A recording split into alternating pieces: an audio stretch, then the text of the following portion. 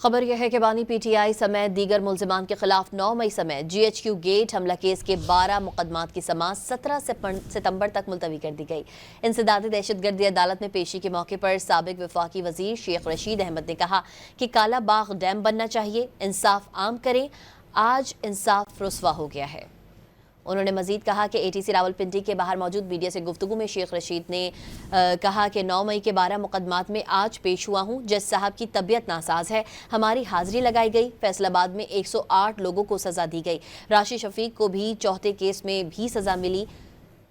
ना कोई शहादतें हैं, ना केस लड़ने की इजाज़त है। मजीद कहा कि भारत ने आबी जारियत की है जिससे पाकिस्तान का किसान तबाह हो गया है, उसकी मदद की जाए। हमारा मुतालबा है कि मुल्क में इंसाफ को आम किया जाए। काला बाग समेत दूसरे डैम्स की बड़ी कोशिश की गई, बड़ा मुश्किल काम है। सिंध में लोग काला बाग डैम को कबूल नहीं करते।